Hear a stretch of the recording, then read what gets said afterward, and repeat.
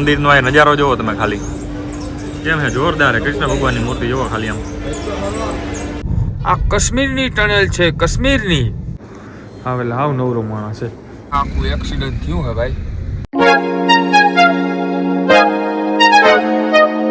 નમસ્કાર મિત્રો સ્વાગત છે મસ્ત મજાના એક નવા બ્લોગમાં અત્યારે આપણે જવાના છે સાપુતારા અને મમ્મીને પણ ભેગા લઈ જવાના છે સાપુતારા મમ્મી આવું લઈ જા તો આવું ભાઈ મને ક્યાં લઈ જાય છે પડી કાંઈ વાંધો તારા માટે હે ને મેં સ્પેશિયલ ઇન્ડિયા બહારની ટ્રીપ કરવાની કેદી ઈ થાય એ પ્રમાણે કેજે હું તૈયારી કરી રાખું ના પાકું એ થોડો ઘણા સમયમાં થઈ જ જાય ફાઇનલ હા પાકું તો મિત્રો અમે અત્યારે નીકળવાના છે સાપુતારા તો ચાલો ફટાફટ નીકળીએ ને ભાઈ અમારે હર વખતે મોડું થઈ જાય અને બીજી મમ્મી હે ને એક લિસ્ટ કરાવતા હતા કે આ વસ્તુ ખોવાવી ના જોઈએ આ વસ્તુ ખોવાવી ના જાય તું ખોવાઈ જાય તો ભલે ખોવાઈ જતો કા લિસ્ટ પાકું હોવું જોઈએ પાછા આવે ને તારી પરફેક્ટ હું જોઈશ તો જ અંદર એન્ટ્રી કરવા દેવાની સાચું હાલો કારણ કે છેલ્લા પહેલા દુનિયાના ભરી લીધા તો મિત્રો તમને મસ્ત મજાની મજા આવશે તમે કન્ટિન્યુ હોય ને ભાઈ વિડીયોમાં બન્યા રહેજો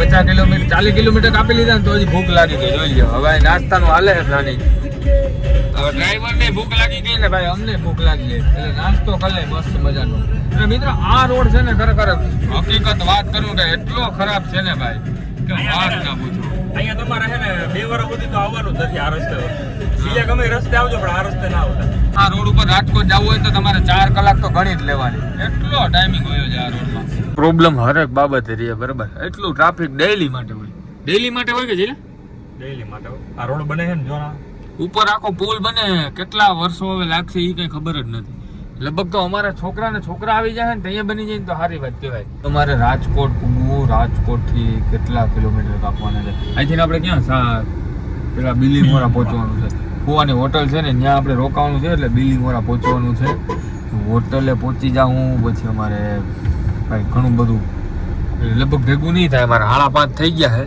છે અમે સવારે પહોંચશું 4-5 વાગે અત્યારે મિત્રો ચા પીવા એવા છીએ ભાઈ ચા ના ચુસ્કી વાળા માણસો બરાબર આપણે તો ના જોઈએ એટલી બધી પણ ડ્રાઈવરને જોતી હોય એટલા માટે ચા અહીંથી પીવા ગયા થોડા ઘણા ફ્રેશ થાઉં પછી કન્ટિન્યુ ડાયરેક્ટ આપણે કાપવાના છે 400 કિલોમીટર એટલે હું પછી કંઈ વાંધો ના આવે મિત્રો ચા લેવો પછી નાસ્તો થોડો ઘણો કરીએ પછી આ ચોકો કહે છે કે આ ભેગું પીએ ને પહેલાં ચા પીએ કે ભાઈ ચોકો પીએ કે તો આ ચા ભેગું પછી ચોકો પીવું ને પછી આપણે નીકળશું ડાયરેક્ટ મંદિરનો આ નજારો જોવો તમે ખાલી કેમ હે જોરદાર હે કૃષ્ણ ભગવાનની મૂર્તિ જોવો ખાલી આમ એટલું આખે દૂધની ટાંકી છે દૂધની ટંકી જો મિત્રો આ ટનલની અંદર અમે જઈ રહ્યા છે આ કાશ્મીરની ટનલ છે કાશ્મીરની મિત્રો મંદિરની અંદર આપણે એન્ટર થઈ ગયા છે જો ભાઈ સ્વામિનારાયણ મંદિર સામે એક્ઝેક્ટ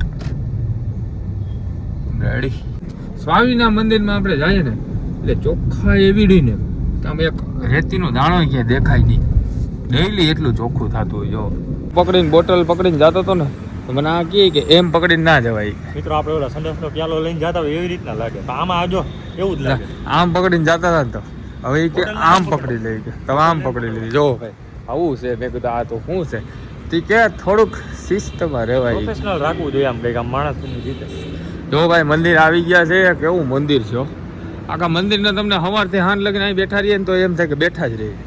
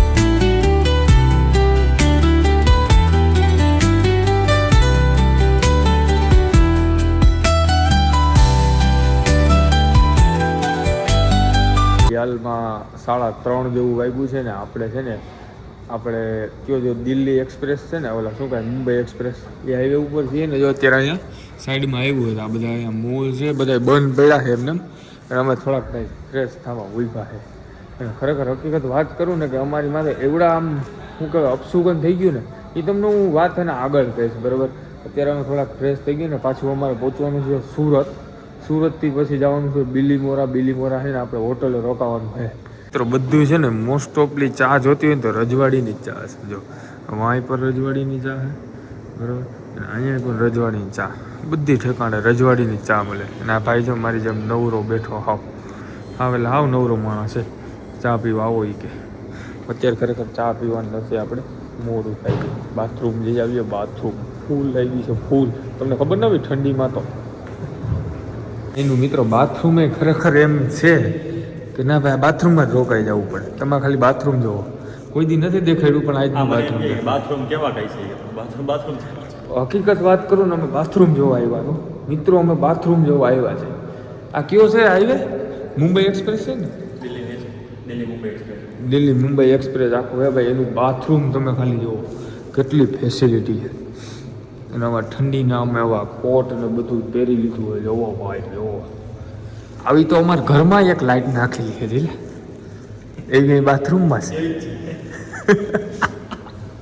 તો ચાલો મિત્રો ફટાફટ નીકળીએ ને આપણે કયા પહોંચશું હે લીલા સવારે 7 વાગે. આખું એક્સિડન્ટ થયું હે ભાઈ ખટારો જ ગરી ગયો જો આખો મોટા પાયે કયું નામે ટ્રાફિકમાં હલવાના હતા. મિત્રો આપણે અત્યારે પહોંચી ગયા છીએ ભાઈ બિલીમોરા અને હોટલમાં અત્યારે ઓલરેડી આપણે આવી ગયા છીએ. અને બહારનો તમે વ્યૂ જુઓ 7:30 વાગ્યાનો અત્યારે વ્યૂ જુઓ. અમારે અત્યારે હવે છે ને સુવાનો દિવસ થાય અને અમારે બધાને સુવાનો દિવસ થાય બીજા બધાને જાગવાનો દિવસ થાય. જો મસ્ત મજાનો સનસેટ છે ભાઈ બહુ મસ્ત મજાનું વાતાવરણ છે. એટલે બીજી વસ્તુ એ કરું કે રૂમમાં બધા અત્યારે ખુઈ ગયા છે એટલે એ તમને નેક્સ્ટ વ્લોગમાં દેખાડી. અને તમે જે વાત કહેતો હતો ને એ પ્રોબ્લેમ એવી બધી આવી ગઈ હતી તમે છે ને ઘરેથી નીકળ્યા હતા બરાબર. ઘરેથી નીકળ્યા ને તો પીયુસી કઢાવવાની હતી અમારી કારમાં. તો પીયુસી કઢાવવા ગયા ને તો પીયુસીના મિત્ર જાણીતો હતો ને તો મેં કહું રૂપિયા આપણે નથી દેવા બરાબર. મેં કહું રૂપિયા આપણે નથી દેવા ભાઈ. પછી મેં કીધું આપણે સમજી લેવું નહીં તું મારી પાસે રૂપિયા લઈ તો મેં એમ કરીને વાતચીત કરી હતી કે ભાઈ તારી પાસે મારે રૂપિયા શું લેવા. તેને રૂપિયા એના લીધા તો એની વસ્તુ છે ને અમારે આગળ જતા ગાડીને કમ્પ્લીટ જોવડાવ્યું હતું બધું કરાવ્યું હતું બરાબર. તો છતાં છે ને એક ચાર્જિંગના પોઈન્ટમાં ફોલ્ટ આવ્યો. તો ચાર્જિંગના પોઈન્ટમાં ફોલ્ટ આવ્યો ને એટલે અમારા બધાને ચાર્જિંગ તો અટકી રહ્યો. તો ચાર્જિંગ અટકી રહ્યા અને તો રસ્તામાં દેખાડી તો એ ભાઈએ ખાલી એક સોકેટ નાખવાના છે ને 100 રૂપિયા લીધા.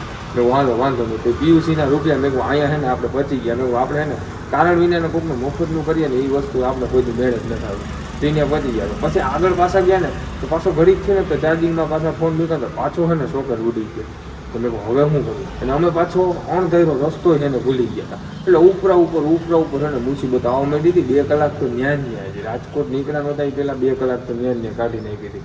તો પાછા અમે એ ભાઈને ત્યાં ગયા એ ભાઈને ફોન કરીને બોલાવ્યો ચાર્જિંગ નવું નાખ્યું. હવે 100 રૂપિયાનું પીયુસી વાળા છે ને સામે 700 રૂપિયા અમે દીધા. એટલે ખરેખર એ વસ્તુ જે જાણવા મળી કે ભાઈ તમારું હરામની વસ્તુ છે હરામની જ છે. જોકે અમે હરામનું તો ના કહેવાય પણ કહેવાનો મતલબ એ છે કે જાણીતાની હિસાબે હું તમે કીધું હતું ભાઈ 100 રૂપિયા તને શું હવે એમાં દેવાના હોય પીયુસીના એ વસ્તુનો અમારે ડબલ ગણો ચાર્જ લાગી ગયો. તમને એ વાત કહેવાનો હતો એટલા માટે એને થોડાક અમે માથાકૂટમાં પડી ગયા હતા. કારણ કે ચાર્જિંગ છે ને મિત્રો અત્યારે ખબર છે કે હરેક માણસને મોબાઈલ જોતો હોય એટલે એટલા બધા માણસો ભેગા હોય એટલા માટે ચાર્જિંગ તો સૌની બહુ જરૂરિયાત છે. તો ચાર્જિંગ વિના કંઈ થાય એમ નહોતું એટલે એના જેવું હતું. તો તમને બહુ નેક્સ્ટ વિડીયોમાં મજા આવશે બરાબર. આ વ્લોગને આપણે આને પૂરો કરી દઈએ. તમને અમારો વ્લોગ કેવો લાગ્યો કોમેન્ટમાં જરૂર બતાવી દેજો. ચેનલ પર નવો હોય તો સબસ્ક્રાઈબનું બટન જરૂરથી મારી દેજો. અમે મળીએ આવા નવા વ્લોગમાં સાપુતારાના વ્યૂ સાથે. બરાબર.